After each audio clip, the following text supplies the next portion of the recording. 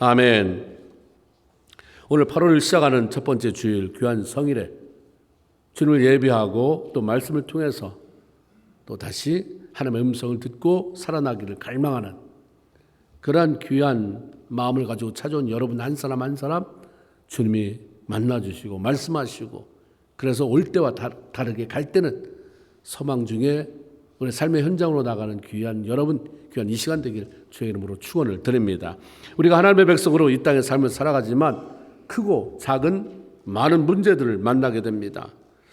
만약에 우리가 예수 믿고 구원받아서 하나님의 자녀가 되었다고 하는 것이 아무 어려움 없이 늘 평탄하고 늘 형통하게만 산다는 것을 의미한다면 굳이 잠언 24장 16절 같은 말씀, 의인은 7번 넘어져도 8번째 다시 일어난다, 이런 말씀을 성경에 기록해 놓지 않으셨을 것입니다. 안 넘어지는 게, 예수 믿고 하나님 믿으면 안 넘어지는데 이런 말이 왜 필요해요? 예수 믿어도 넘어지니까. 바람이 오고 풍랑이 일고 문제가 와서 넘어지니까. 그런데 다른 점은 일어난다는 거죠. 그 다음번에 7번 넘어졌는데 거기서 끝, 이제 끝이야, 마지막이야가 아니라 그 다음번에 다시 일어난다. 그렇게 마음 먹었다가 또 일어난다. 하나님의 백성에도 가뭄이 오고 문제가 찾아오지만 중요한 것은 그것을 어떻게 바라보고 어떻게 처리해 가느냐 하는 것이죠. 하나님은 이스라엘 백성들에게 약속의 땅 가나안을 허락하셨지만 그리로 들어가기 위해서 광야라고 하는 험한 지대를 통과하게 하셨습니다. 그리고 그 광야를 통과해야만 하는 목적, 그것도 이미 말씀해 주셨어요. 신명기 8장 2절에 보면 내 하나님께서 이 40년 동안에 내게 광야의 길을 걷게 하셨던 것을 기억해라. 이는 너를 낮추시며 너를 시험하사 내 마음이 어떠한지 그 명령을 지키는지 아니 지키는지 알려 하심이라. 어렵고 힘든 과정을 지나면서 변함없이 하나님을 믿고 신뢰하며 그분의 말씀대로 따라 살아가는지를 알아보기 위한 과정이라고 하는 거죠. 평탄하게 살았다, 그게 정말인지 말만인지 모르지만 문제없는 사람 없지만 문제없이 살고 있다라고 하는 사람들 보면 교만할 수 있어요. 우리가 어려움을 통과해내고 나면 그때 내가 그렇게 철딱서니가 없었을까?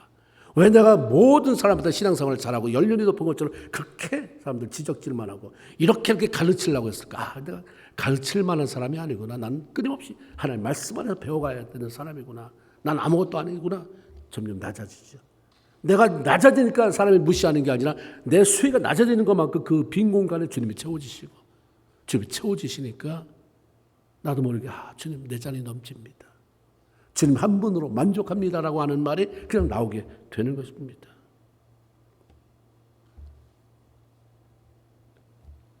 어렵고 힘든 상황을 지나가다 보면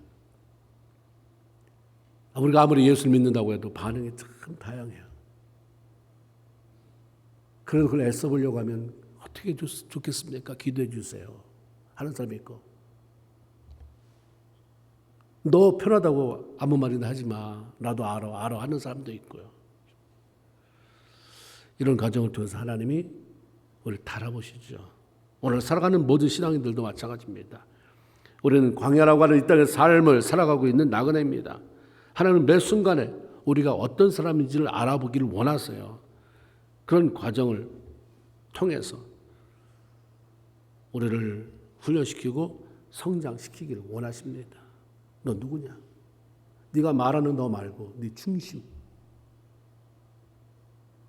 중요한 것은 우리의 삶 가운데 찾아오는 문제들, 시험들, 위기 때에 하나님이 기뻐하시고 원하시는 방법대로 반응하며 살아가야 한다는 사실입니다. 이스라엘 백성들 가운데 부모 세대들은 광야를 통과하면서 홍해를 나왔습니다. 애굽을 나왔어요. 홍해를 건넜어요. 그런데 광야에서 그것을 통과하는 일에 실패하고 약속의 땅 가나안을 앞에 두고 모두 죽고 말았습니다.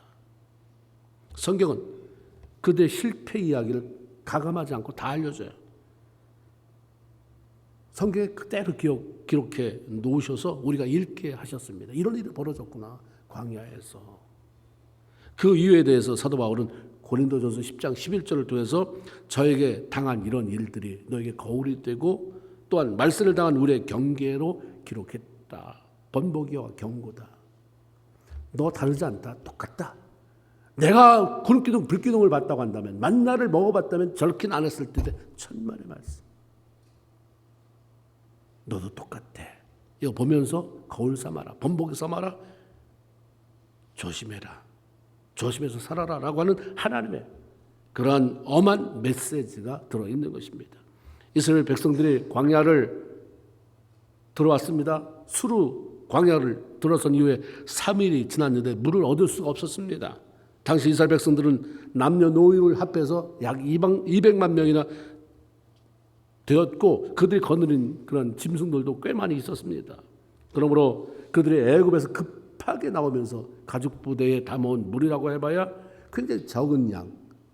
그것도 보통 때 3일이 아닌 햇빛이 내려찌는 태양이 뜨겁게 내려찌는 사막길을 걷다 보면 뭐 벌써 바닥이 나고 말았을 것입니다. 광야에서 물을 구할 수 없다. 물은 다 떨어졌는데 물을 구할 수 없다. 그럼 일단은 공포가 밀려오겠죠. 공황장애 같은 거. 물 구한다는 보장도 없고 어디 가면 뭐 숙박시설이 있다는 것도 아니고 물 얻을 수 있을까. 굉장히 불안하죠. 죽은 것 같은 것입니다.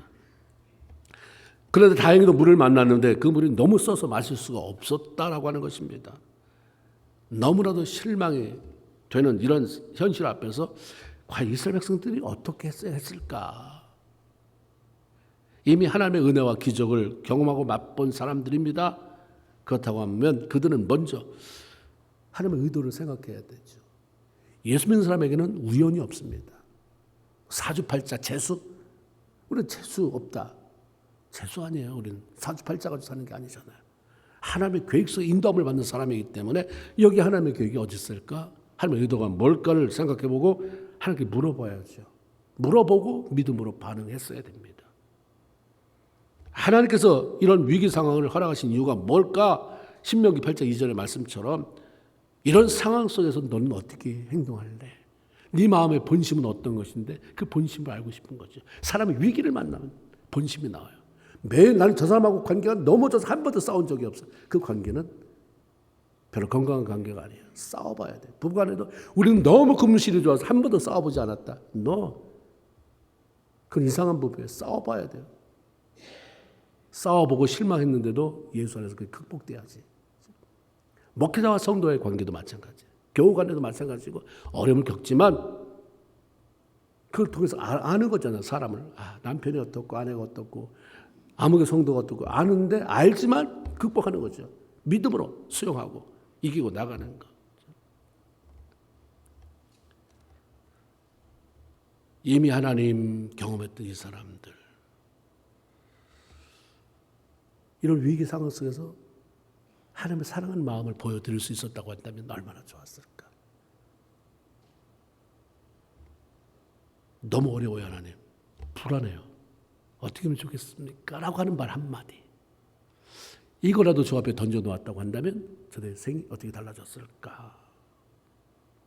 문제들, 어려움, 갈등들, 위기 상황들 가운데서 신앙으로 내가 선택하는 것을 보면, 내가 말하는 것을 보면 하나님은 그게 네 마음이구나. 네 마음이 어떤지를 아시는 거예요. 그래서 어려움은 반드시 와야 돼요. 그리고 하나님은 감당할 만한 것만 주시잖아요. 그래서 흔들어 보면 네가 이럴 때는 그렇게 믿음이 좋은 척하더니 교회 위기가 당하면 이런구나. 네가 그렇게 관계가 좋은 척하더니 너한테 유익이 안 오면 이렇게 배신하고 돌아설 수 있는 거구나. 알게 되는 거죠. 이스라엘 백성들은 이런 위기 앞에서 어려움 앞에서 은혜를 참 받았잖아요. 그럼에도 불구하고 정말 생각해 볼 여지도 없이 그냥 원망을 선택합니다. 26절 모세에 대하여 원망하여. 여기 원망하다고 하는 말의 뜻에는 온 밤을 지샌다, 불평한다, 투덜한다 이런 의미가 다 들어있습니다. 모세에 대해서 분했나 봐요. 울분을 참지 못해서 밤새도록 불만을 토로했다는 말이에요. 하나님은 모세에 대한 대적이나 원망이 곧 너를 세운 나 하나님을 원망하는 것이고 대적하는 것이다라고 보았기 때문에 결국 이스라엘 모세를 향한 원망은 하나님에 대한 원망이었던 거죠. 지금 그들에게 필요한 게 물이에요. 물. 원망하고 모세를 막 씹어대는 일이 아니잖아요. 지금 나한테 해결돼야 될 일이 뭡니까? 그 초점을 잃어버리니까 원망하는 거예요. 부부간에도 교우끼리도 목회자 성도들 간에도 초점이 뭐냐? 그래서 뭘 원하는데 지금 해결되길 원하는 게 뭔데? 근데 그걸 찾아야지 왜 원망을 해? 아무 쓸데도 없는 왜 그 짓을 해? 원망은 지금 당장 필요한 물 문제를 해결하는데 전혀 도움되지 않아요. 지혜로운 사람은 원망하기 전에 이게 도움이 되는가 아니면 집어치우세요. 이게 도움되는 일인가 해결받는 일에 이게 내가 초점을 맞추고 있는가. 그러니까 그걸 못하니까 예수 믿으면서도 어리석은 자가 되는 거예요.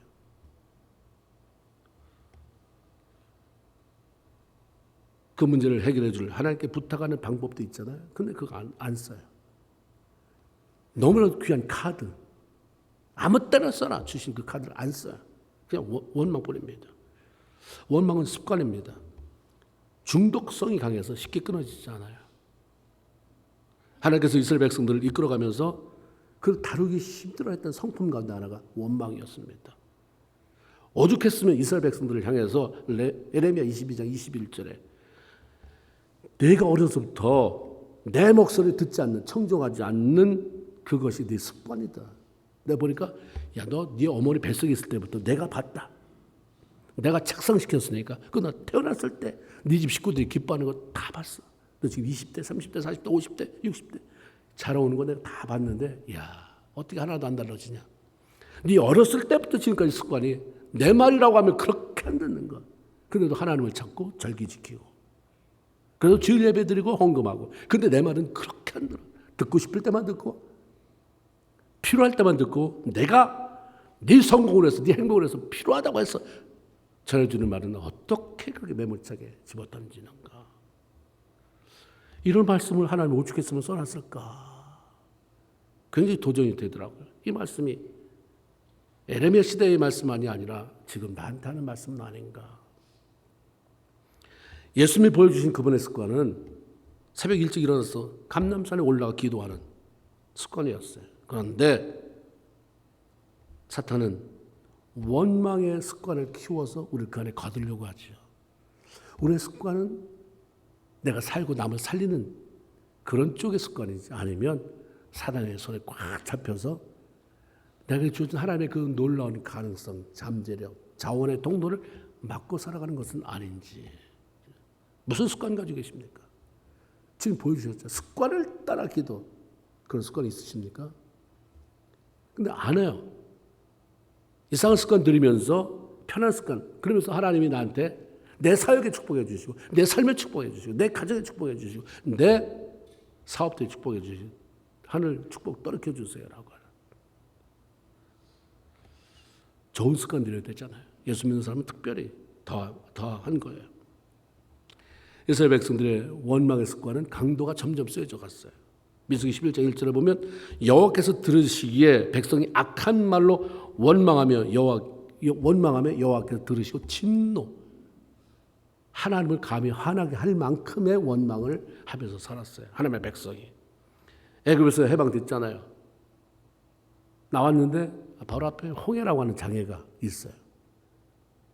앞에 시퍼런 홍해 강이 넘실대고 있고 그런데 뒤돌아보니까 자기들을 내보내기 분해서 다시 잡으러 추격해오는 애국 군대 그 사이에 완전히 갇힌 자가 됐습니다.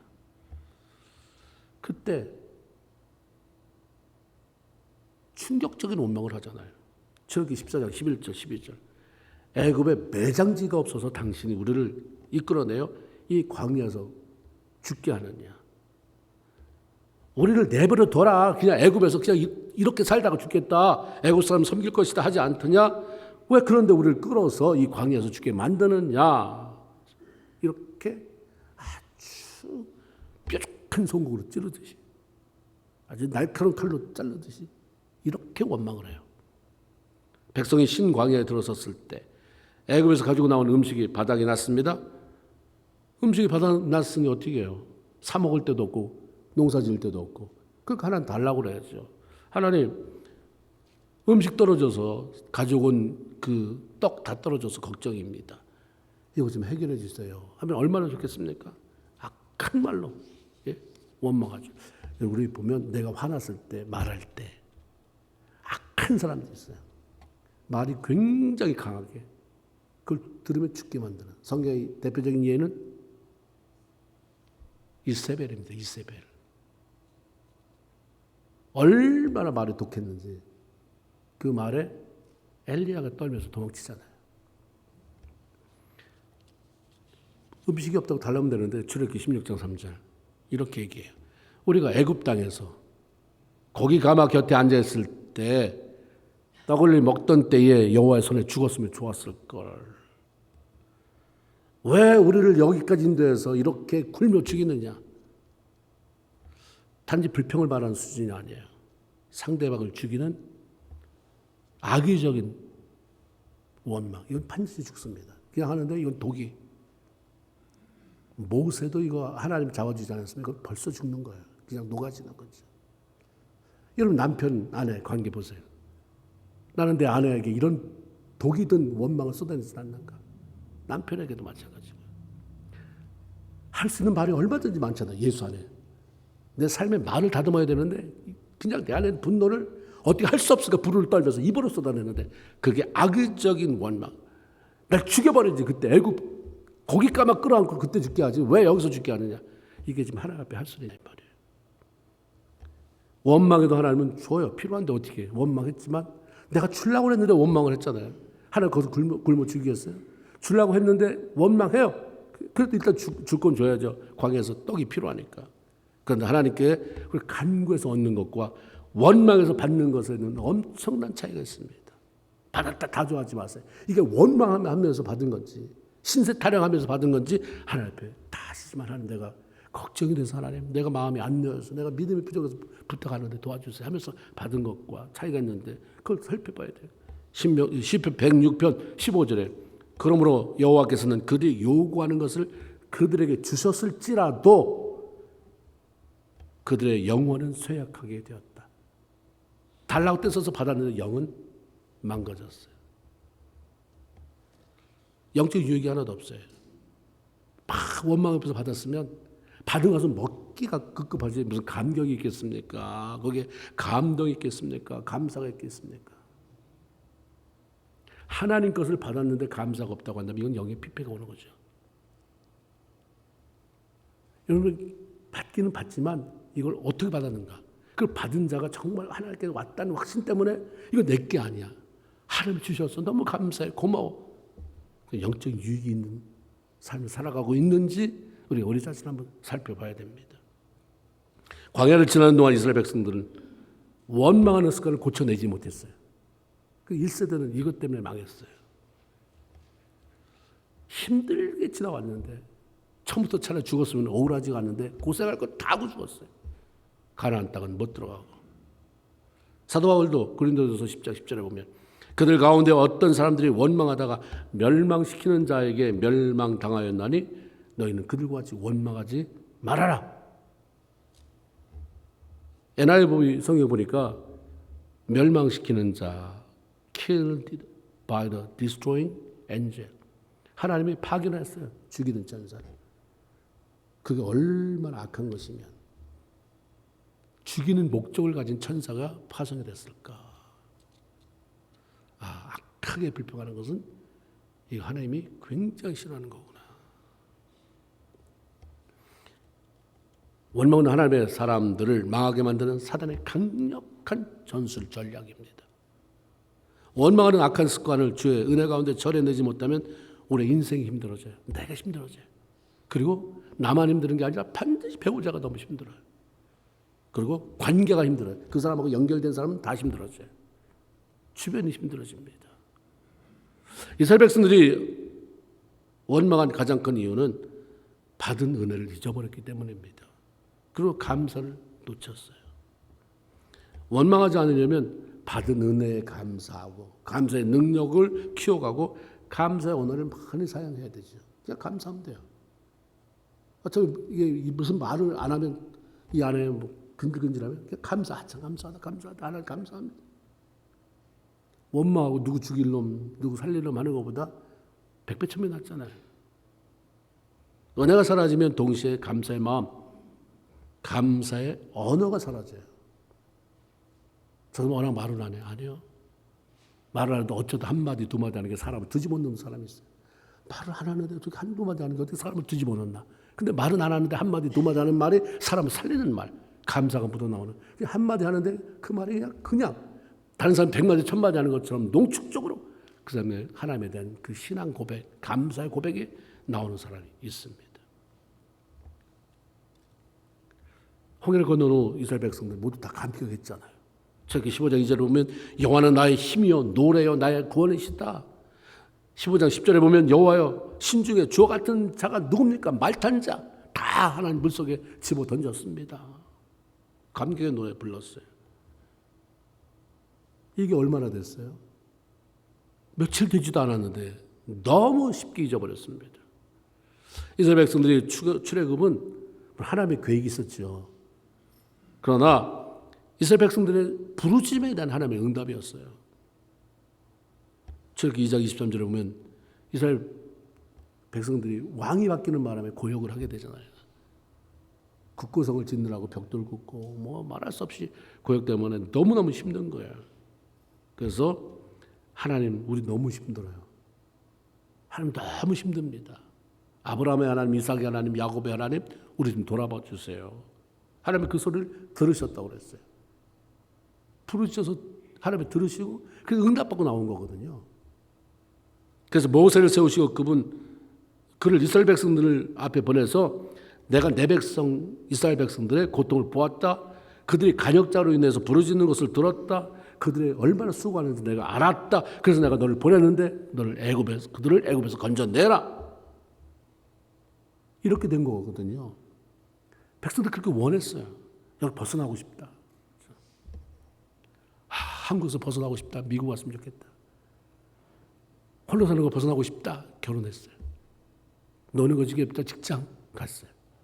다 내가 원해서. 그런데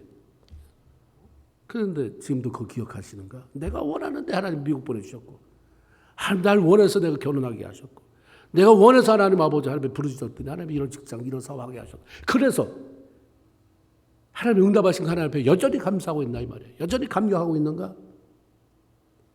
글쎄 나를 포함해서 여러분 모두가 몇 프로가 그에 대해 감사를 가지고 지금까지 그렇게 좋다고 했던 사람과 원수한다면 그나마 다행인 그런 모습은 아닌가. 이스라엘 백성들이 그래서 나왔는데 그렇게 원망이 많아요. 그렇게 불평이 많아요.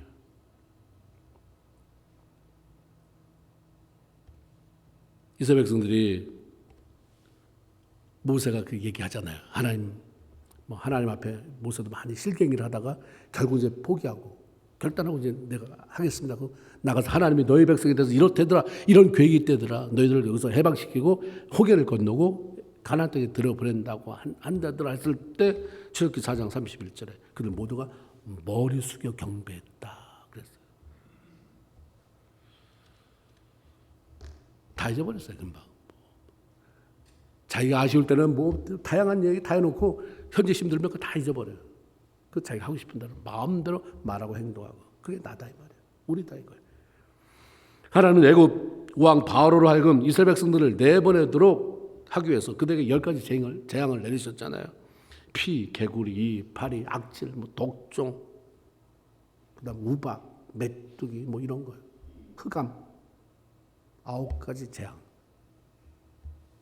그리고 이것을 내려도 버티고 완고한 바로 때문에 10번째 장자의 죽음이 내려지기 시작합니다. 하나님이 이런 재앙을 쏟아질 때에도 이스라엘 백성들이 머물고 있던 고센 땅은 철저히 구분하셨어요. 그리고 보호하셨습니다. 앞을 분간할 수 없는 흑암이 3일 동안 왔다고 그랬어요. 칠흑 같은 흑암. 그런데 같은 애굽 땅인데 고센에는 광명이 있었더라. 빛이 있었다. 장자의 죽음의 재앙이 온 애굽을 덮어서 전국에 성경의 표현대로 전무후무한 곡성이 있었다. 전무후무한 곡성.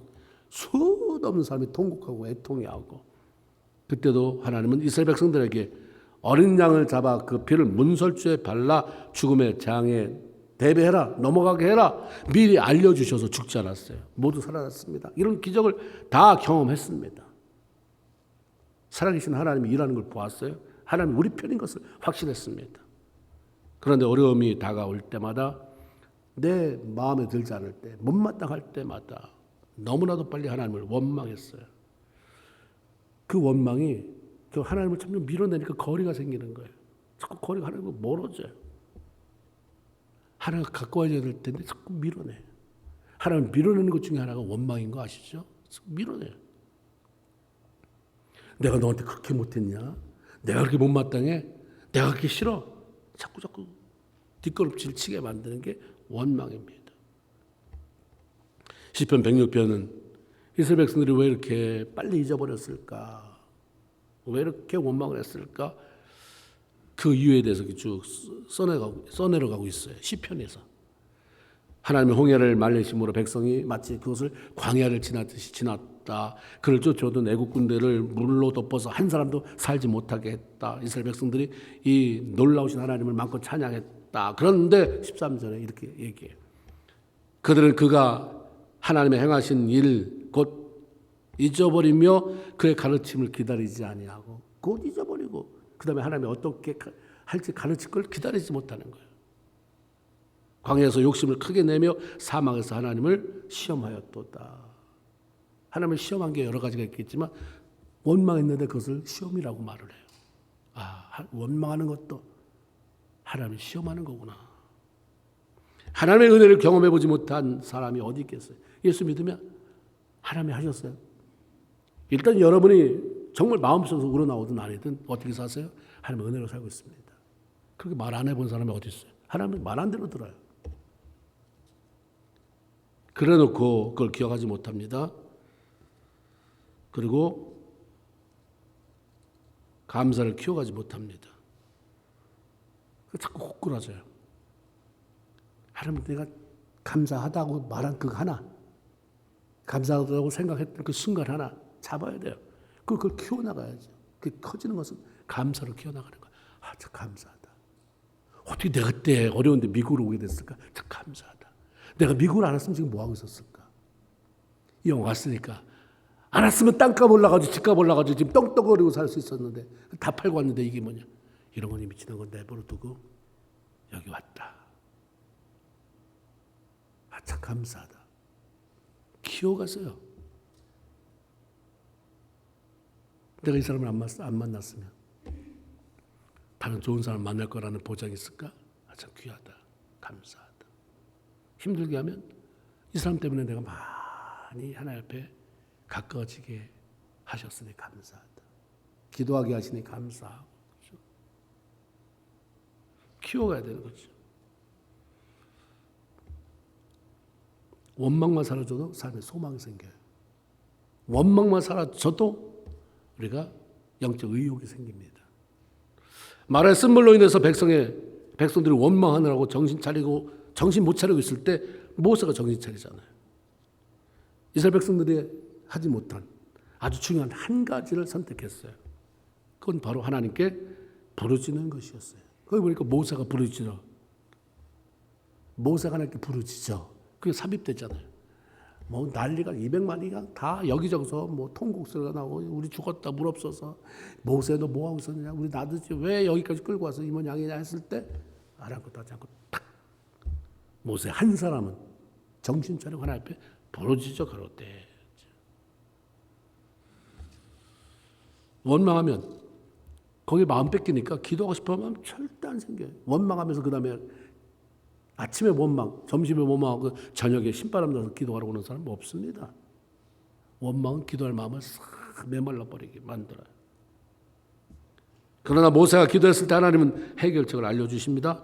나무 하나를 지시해 주셨고 그 물을 던지니까 쓴 물이 단물로 바뀌어서 식수가 가능하게 했다. 그래서 그것으로 일단 위기를 모면하게 하셨습니다.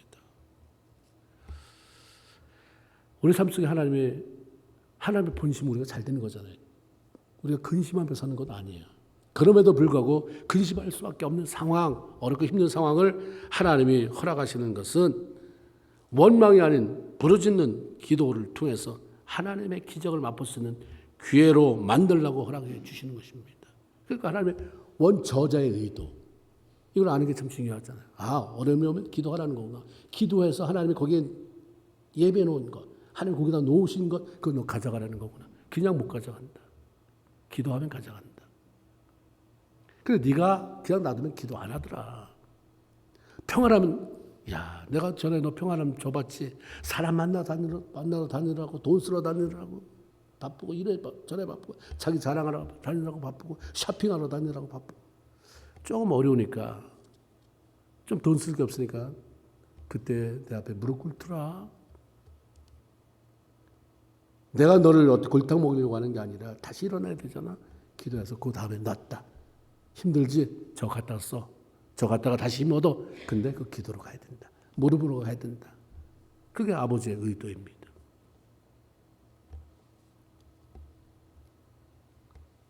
마라의 단물로 급한 식수 문제를 해결하고 나서 다시 행진을 시작했던 백성들은 그곳에서 약 10km, 그럼 멀지 않은 곳 엘림이라고 하는 곳에 도착했을 때 전혀 예상하지 못했던 놀란 기적적인 장면을 목격합니다. 그곳에 물샘 10들과 종려나무 70그루가 놓여있는 것을 보게 되는 거죠. 하나님은 이스라엘 12지파 200만 백성과 가축들이 모두 마음껏 물을 마실 수 있는, 쉴 수 있는 그러한 놀라운 안식처, 휴식처를 준비하고 기다리고 계셨던 것이에요. 이것은 모세가 기도해서 응답받는 게 아니에요. 기도해서 응답받는 부분이 있지만 하나님이 알아서 준비해 놓은 게 훨씬 더 많습니다. 우리가 기도해서 응답받는다고 한다면, 여러분 지난주에 하나님 내 속에 들어온 이 공기, 이 산소 끊어지지 않게 해주세요. 기도해 본 적 없잖아요. 기도해서 응답받다가 오늘도 내가 기도했더니 하나님이 아침 내내 내가 공기가 이렇게 끊어지지 않아서 숨 쉬었다. 이제 또 기도해야지. 일생을 그렇게 살 수 없잖아요. 기도하지 않았는데도 하나님이 예배에 놓으셨잖아요. 기도 안 해요, 그거. 산소 달라고 기도했어요. 공기 달라고 기도 안 했는데 주시는 게 있잖아요. 하나님 알아서 주시는 게 너무너무 많아요. 그거 끊어놓으면 우리는 살 수 없잖아요. 자기 백성들의 필요를 너무나도 잘 아시는 하나님께서 그들을 위해 미리 준비해 놓으신 것입니다. 이스라엘 백성들이 자신들이 믿는 하나님이 바로 이런 하나님이라는 분을, 이런 하나님이라는 것을 알고 그분을 신뢰함으로 조금만 더 참고 나갔다고 한다면 원망하지 않아도 됐잖아요.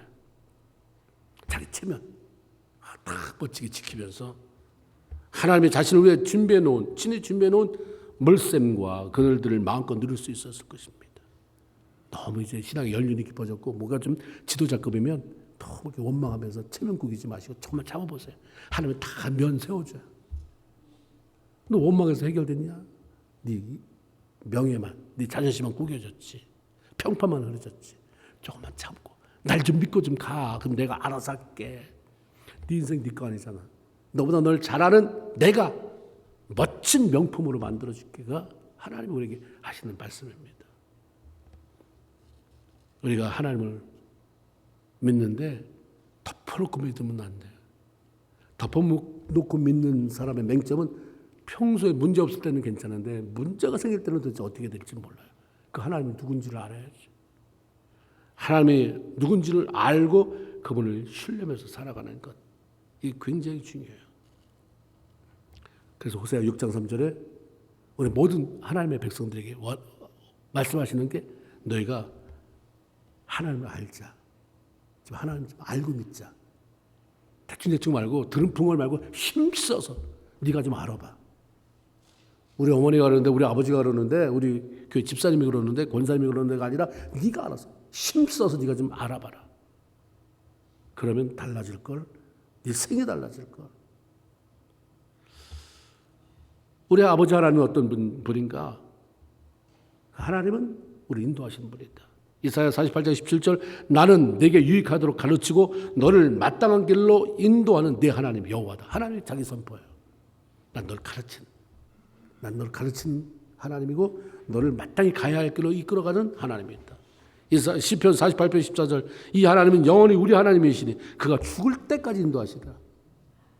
더 이상 무슨 말씀하세요? 하나님 무슨 말씀을 해야 여러분이 조금 움직여지겠어요? 죽을 때까지 함께 안 되는데, 인도 안 되는데, 그러면 그 인도하는 분에게 얘기하면 되잖아요. 나 인도하신다면서요. 지금 막막해요, 하나님. 어떻게 될지. 안 하고 계산하고 걱정하니까 그 수준 안에서 해결하다 보니까 망하는 거. 너무 초라하게 인생을 마치는 것입니다. 하나님은 또 어떤 분이신가? 우리의 필요를 잘 아시는 분이다. 마태복음 6장 31절 32절에 우리가 잘 알잖아요. 그러면 염려하여 이르기를 무엇을 먹을까, 무엇을 마실까, 무엇을 입을까 염려하지 말아라. 이는 다 이방인이 구하는 것이다. 그 다음에 말씀 중요해요. 이 모든 하늘 아버지께서는 이 모든 것이 너에게 있어야 할 줄 아신다. 내가 있어야 될 게 뭔지를 나보다 잘 알았어. 네 집에 그거 필요하지 않냐? 하나님 어떻게 하셨어요? 나도 모르는 거. 그러니까 내가 하나님이지. 내 필요를 아시는 하나님. 하나님이 이렇게 성경을 통해서 내가 누군지를 아주 자기 존재를 굉장히 자세하게 알려주셨어요. 하나님의 자녀를 이 땅에 살아가는 우리 모든 성도에게 꼭 필요한 것은 성경을 통해서 하나님이 누구냐, 내가 믿는 하나님이 누구냐 도대체. 그분을 거짓말하지 않는다니까 말한 대로 하겠지. 그럼 내가 그분에게 신뢰를 주고 그렇게 살아가야지. 이게 필요한 거죠. 그 하나님을 절대 신뢰함으로 순종하며 사는 것. 잠언 30장 5절에 하나님은 그를 의지하는 자의 방패다. 시편 125편 1절에 하나님은 여호와를 의지하는 자는 시온산에 흔들리지 않고 영원히 있음 같이 된다. 다시 말하면 하나님 주시는 평강이 그 안에 있다 이 말이에요. 하나님 의지하면 우리 안에 큰 평안함을 주시고 우리를 지켜주시는 방패가 되신다 말씀하십니다. 이 하나님을 신뢰하며 따라감으로 말미암아서 어떤 상황 속에서도 하나님께서 나를 위해서 예배해 두신 그 놀라운 은혜, 그 축복을 누리며 살아가는 자녀들, 마친 성도들 다 되길 주의 이름으로 축원을 드립니다. 아멘. 기도합시다.